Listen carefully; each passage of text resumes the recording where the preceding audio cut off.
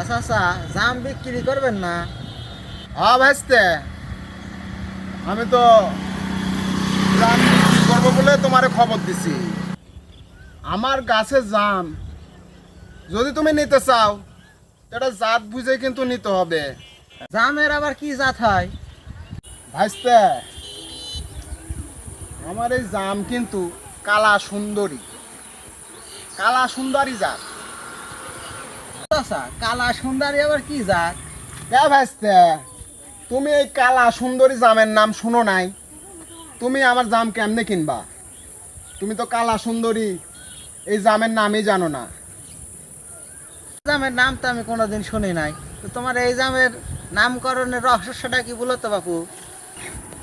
ভাইস্তে, তুমি তো এই যুগের পোলাপান, তুমি আর এর জাত কি বুঝবা?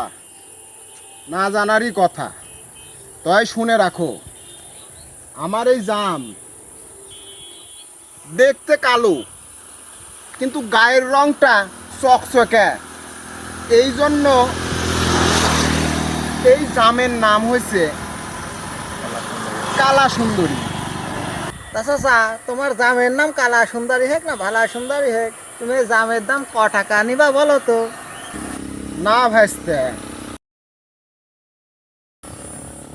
তুমি আমার জাম কিনতে পারবা না। আগে আমার জামের জাত ভালো করে আগে বুঝো, আগে জানো, তারপরে না আমার জাম কিনবা। তোমার জাম আমি কিনবার পারবো না নি, কারণ আমি অত জাত ভেদে জাম কিনতে চাই না। তোমার জাম তুমি রাখো বাপু। যাও। আজকালকার সালটা এরা আমার এই জামের জাত বুঝবে? তো যে জামের জাত বুঝবে আমি তার কাছে জাম বেচবো।